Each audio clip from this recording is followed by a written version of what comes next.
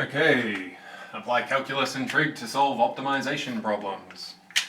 So, we know what calculus and trig are. What are optimization problems? Optimization problems are more or less you're trying to maximize or minimize something. And they're typically not immediately obvious. Sometimes you can outsmart them, but for the vast majority it's going to be some algebraic solution. So, I've got two up here. I'll leave things on the learning task. This is not in the textbook strictly, but being able to think like this massively helps you to be able to solve all kinds of problems in exams. So, okay, I want to ask just a question. What's the largest rectangle that could fit in a circle? Alright, now you'll notice that I haven't said how big the circle is at this point. We're going to eventually solve this for any particular circle. But let's keep it simple for now and say this circle has a radius of 1, so it's a unit circle. Okay. Well, some of you might have some ideas to begin with, maybe not, I don't know, I can't see you right now. But we'll work through this in a nice systematic way. First thing you should always do, draw a bloody picture. If you draw a picture, it's very easy to see relationships. If you don't draw pictures, you can very quickly wander down a garden path. So, draw my picture, here's my terrible circle, which is it's a unit circle, okay fine. So I should probably label some things.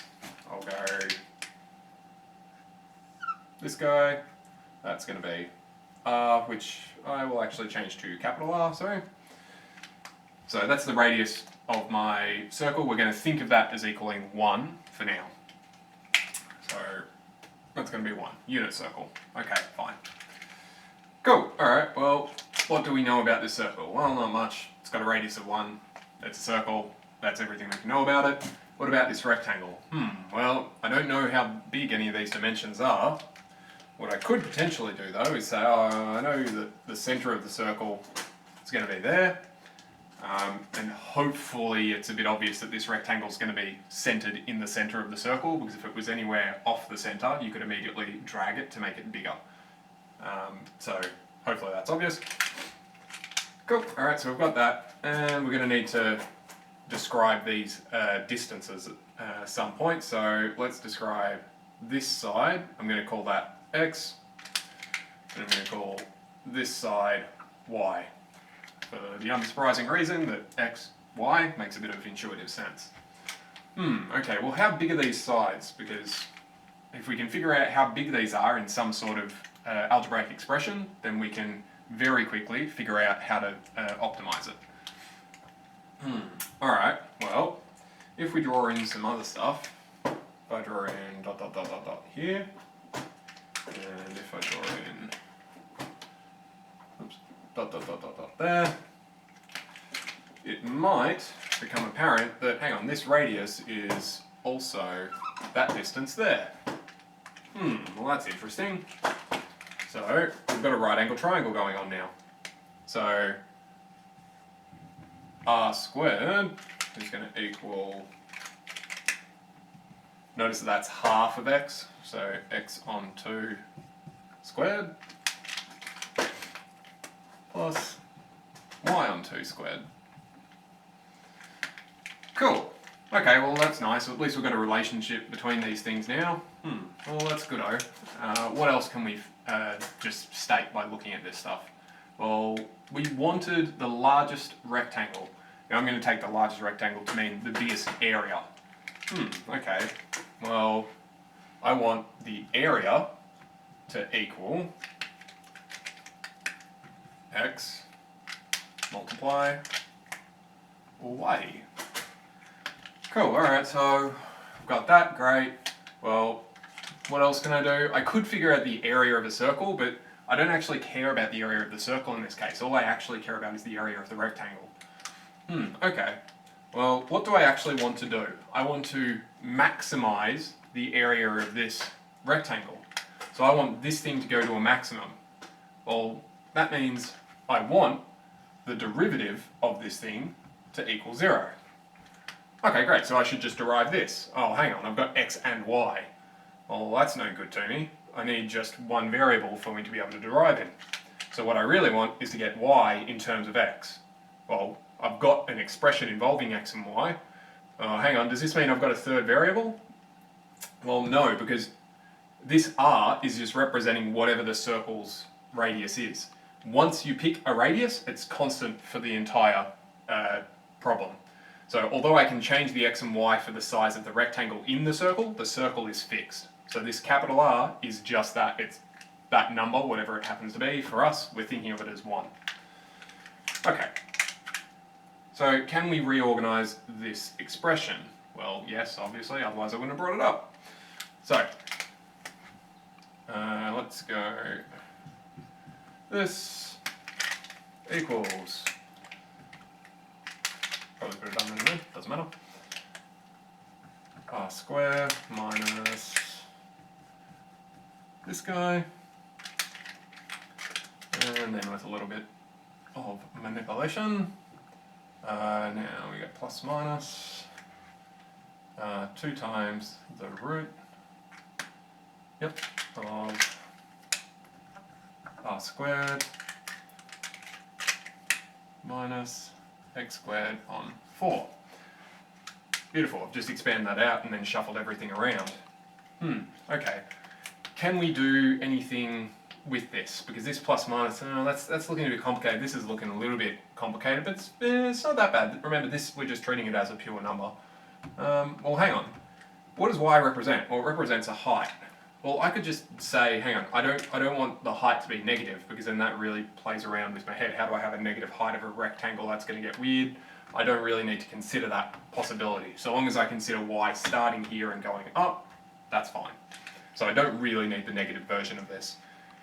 If you want, you can carry it through all the way, and you'll end up figuring out that you'll end up with a maximum positive area and a maximum negative area. But all that's happening is, if you start with this and say y goes up there, the maximum negative area, it's just saying, oh, start here and go down by that much. So it ends up actually being the exact same solution. That doesn't mean you can always get rid of the minus, but very commonly you can get rid of it because it's just showing a symmetry that exists. Okay, great. So we've got this. Well, now I've got y in terms of, remember that's just a number, everything and x. Okay, great. So I can rewrite area as x multiply all this boy 2 root, because I'm only taking the plus side, r squared minus x squared on 4. Beautiful. Okay, well, I've got area all in terms of one variable, x. Well, that's good, because then I know how to derive it. So I want to derive this thing and eventually make it equal to 0. So I want the derivative of a with respect to x. Okay, how's this going to play out? Well, I've got a function multiplied by a function. Looks like I'm using product rule. So I'm going to take all of this object to be u, and I'll take all of this object to be v. Yep, okay. So, remembering that we've got du v plus u dv. So du is nice and easy, that's a nice fat 2. Then we've got just standard v. I'm going to stop changing colours at this point, because otherwise it'll take me 20 minutes to write the one thing. Plus original u, 2x, multiplied by the derivative of v. Okay, well, hang on. We've got a chain rule within this. Alright, well that's fine. Derivative of the inside, keeping in mind that this is just a pure number, so derivative of the inside, that's just going to drop off. So we get negative 4 with the 2 coming down. So we got, what is it? Sorry, not negative 4, sorry. So we've got plus r squared. I'm going to derive that for the inside. This is a constant, so that disappears. This 2 is going to come down. 2 over the 4 gives me a half, so I've got negative x on 2. Negative x on 2, that's derivative of the inside. Derivative of the outside, that's equivalent to a power of a half. So I've got half multiplied by the original inside. And remember that this power of a half is now going to drop down to become a negative half, which is equivalent to that. And that's all product and chain rule stuff. Pause it, make sure you get to that same point, and then continue on when ready. for us, we are definitely going to need to neaten this up. First move, which one do we want to do? Well, actually no, we don't necessarily have to neaten it up that much, but I will definitely neaten up this numerator because that looks catastrophic. Squared minus x squared on 4 plus, it's going to do this top bit in blue, that's gone, negative x squared on 2, although actually I can just drop that 2 to the bottom. Squared minus x squared on 4. And I'm going to drop down to 2 hopefully. Double check that. That's gone down. Yes. Cool. I'm going to switch this to be minus there. Beautiful. Okay, so now we've got this. Great. Why did we do all that? Well, we wanted it to end up going to 0. Okay, so this thing ends up going to 0. Cool. Alright, well, I just need to solve this thing for 0. Well, now it's just a matter of algebra. Cool, well, I could multiply everything by this annoying thing down here, which would be handy. So I'll multiply everything by this terrible root. Conveniently, that means this is no longer a root. Sweet. So 0 equals, in fact I'll do this all in purple now, 2 by r squared minus x on 2 on 4 minus x squared on 2. Is that done? Yep, beautiful. Okie dokie. Well, I want this thing to equal 0. Well, that just means that this has to equal this, because if I add this to the other side, done. So I can get rid of that. Okay, well, what else have we got now? Well, we've got a whole lot of x squareds floating around. That's no good to me. I want more on one side. Since this is negative, I'll move that to the other side. Distribute the 2, so I've got 2r squared. That gives me x squared on 2. Add it to the other side, I end up with x squared. Beautiful. I'm going to take square roots of things, so I've got root 2, actually, to make it even easier, root 2r equals x. Now, there would be a plus minus on this, but for the same reason as before, a negative x just means I'm flip-flopping which way I'm counting as left and right, so I can get rid of that. Beautiful. So that means that my x distance must be root 2 of the radius of the circle. Okay, great, that looks like we've made a fair bit of progress. Are we done?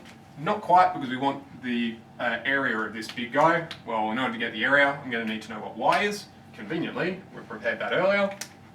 So y equals the positive version, which I won't even bother to write, root 2 of r squared. Now, this guy is going to go in for that. So we've got root 2r minus squared on 4. Cool. Can we simplify this? Yes, we most certainly can. 2 root r squared. That gives me a 2 over a 4, so that's over 2. That gives me an r squared. Great. Keep simplifying down. R squared minus half of r squared leaves me with exactly that, which leaves me with r, and then have I got over root 2? Yes, so I've got 2r over root 2, which is equivalent to just root 2r.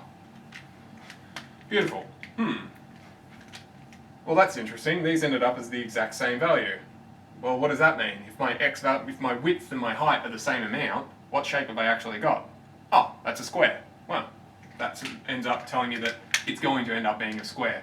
Specifically, the square will have dimensions root 2 times the radius of the circle. Beautiful. Well, when we think about that, oh yeah, that makes sense, because that's going to be the most efficient use of space. The wider and wider I make it, the skinnier it's going to get. I'm going to lose more and more more and more height for the wider I make it. Beyond a square, and if I make it skinnier than a square, I'm going to lose more and more width without gaining much height. So intuitively that makes a fair bit of sense. Maybe it's not obvious when we started, but by the end hopefully we can convince ourselves, yeah, that makes a fair deal of sense. Cool. Alright, well, let's go to a new thing. Okay, what's the largest surface area a cylinder inscribed in a sphere can have? So inscribed, just think of it as inside. So I've got a cylinder inside a sphere. Hopefully intuitively it makes sense that, well, the cylinder would have to be touching the edges of the sphere if it's going to maximize the surface area, because otherwise I could just make it, if it's not touching one of the sides, I could just make it bigger until it touches the side, and that necessarily makes it have a bigger surface area. Okay, cool. So what are we going to do? First thing, draw a picture. That's my terrible drawn picture. Doesn't have to be a great picture because we're not doing anything to scale. Okay, well, what else do we want to do from there? So we've drawn a picture, maybe we should write down some stuff that we know. Alright, well, just like before, I'm going to put in the center of this circle. Okay, we'll put in the radius, which I'm going to call capital R. We'll get rid of this one. Cool, okay. Well, can we put in any other line? Put in red. Well, hopefully we can convince ourselves that from one corner of the cylinder to the other, since it's touching the sphere on both sides, that must be 2 times the radius. Okay, so that's 2 times the radius, that's nice. Well, where is that distance? Well, we'll call that x, just meaning the width of my cylinder. And we'll call that distance y for the height of my cylinder. Okay, so I've got some stuff going on. Cool, alright. What are we actually trying to figure out here? Well, conveniently, we've got a relationship between those things. We've got